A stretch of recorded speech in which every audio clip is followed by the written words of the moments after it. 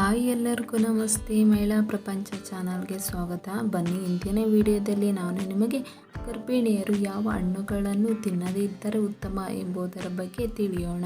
ನೀವಿನ್ನೂ ನಮ್ಮ ಚಾನಲ್ನ ಸಬ್ಸ್ಕ್ರೈಬ್ ಮಾಡಿಲ್ಲ ಅಂದರೆ ಇವಾಗಲೇ ಸಬ್ಸ್ಕ್ರೈಬ್ ಮಾಡಿ ಅಂತ ಹೇಳುತ್ತಾ ಈ ವಿಡಿಯೋನ ಶುರು ಮಾಡ್ತಾ ಇದ್ದೀನಿ.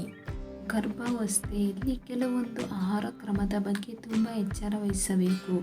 ಕೆಲವೊಂದು ಆಹಾರಗಳು ತಾಯಿ ಹಾಗೂ ಮಗುವಿನ ಮೇಲೆ ಕೆಟ್ಟ ಪರಿಣಾಮ ಬೀರುತ್ತದೆ. ಕೆಲವೊಮ್ಮೆ ಗರ್ಭಪಾತ ಕೂಡ ಆಗಬಹುದು. ಇಲ್ಲಿ ಗರ್ಭಿಣಿಯರು ಯಾವ ಹಣ್ಣುಗಳನ್ನು ತಿನ್ನುವುದು ಸುರಕ್ಷಿತವಲ್ಲ ಎಂಬುದನ್ನು ತಿಳಿಯೋಣ. ಪೈನಾಪಲ್. ಗರ್ಭಿಣಿಯರು ಪೈನಾಪಲ್ ತಿನ್ನಬಾರದೆಂಬ ಸಲಹೆ ನೀಡುತ್ತಾರೆ. ಪೈನಾಪಲ್ನಲ್ಲಿ ಅತ್ಯಧಿಕ ಬ್ರೋಮೆಲೈನ್ ಅಂಶವಿರುವುದರಿಂದ ಗರ್ಭಪಾತ ಉಂಟಾಗುವ ಸಾಧ್ಯತೆ ಇದೆ. ಇನ್ನು ಕೆಲವರಿಗೆ ಅವಧಿ ಪೂರ್ವ ಹೆರಿಗೆಯಾಗುವಂತೆ ಮಾಡುತ್ತದೆ.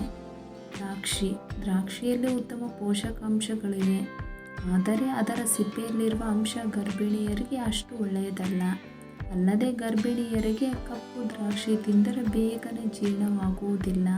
ಆದ್ದರಿಂದ ದ್ರಾಕ್ಷಿ ತಿನ್ನಬೇಡಿ ಎಂಬ ಸಲಹೆ ನೀಡುತ್ತಾರೆ. ಪಪ್ಪಾಯಿ ತಿಂದರೆ ಗರ್ಭಪಾತವಾಗುವ ಸಾಧ್ಯತೆ ಇದೆ. ಪಪ್ಪಾಯಿಯಲ್ಲಿರುವ ಲ್ಯಾಟೆಕ್ಸ್ ಅಂಶ ಗರ್ಭಕೋಶದ ಮೇಲೆ ಒತ್ತಡ ಹಾಕುತ್ತದೆ. ಇದನ್ನು ಅಧಿಕವಾಗಿ ತಿನ್ನುವುದರಿಂದ ಭ್ರೂಣಕ್ಕೆ ಅಪಾಯ. ಕಲ್ಲಂಗಡಿ ಹಣ್ಣು. ಕೆಲವರಿಗೆ ಗರ್ಭಾವಸ್ಥೆಯಲ್ಲಿ ಮಧುಮೇಹ ಸಮಸ್ಯೆ ಕಾಣಿಸಿಕೊಳ್ಳುತ್ತದೆ.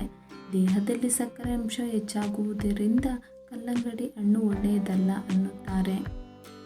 ಪೀಚ್ ಹೆಚ್ಚಾಗಿ ತಿಂದರೆ ದೇಹದ ಉಷ್ಣತೆ ಹೆಚ್ಚಾಗುವ ಸಾಧ್ಯತೆ ಇದೆ. ಇದರಿಂದ ಗರ್ಭಪಾತವಾಗುವ ಸಾಧ್ಯತೆ ಇದೆ. ಕೆಲವೊಮ್ಮೆ ಗಂಟಲು ಕೆರೆತ ಕೂಡ ಉಂಟಾಗಬಹುದು. ಈ ವಿಡಿಯೋ ನಿಮಗೆ ಇಷ್ಟವಾಗಿದೆ ಎಂದು ಬಯಸುತ್ತಾ ಇಲ್ಲಿಗೆ ಮುಕ್ತಾಯ ಮಾಡುತ್ತಿದ್ದೇನೆ. ನೀವಿನ್ನೂ ನಮ್ಮ ಚಾನಲ್ನ ಸಬ್ಸ್ಕ್ರೈಬ್ ಮಾಡಿಲ್ಲ ಅಂದರೆ ಇವಾಗಲೇ ಸಬ್ಸ್ಕ್ರೈಬ್ ಮಾಡಿ. ಈ ವಿಡಿಯೋ ನಿಮಗೆ ಇಷ್ಟವಾದರೆ ಲೈಕ್ ಮಾಡಿ, ಒಂದು ಕಮೆಂಟ್ ಮಾಡಿ.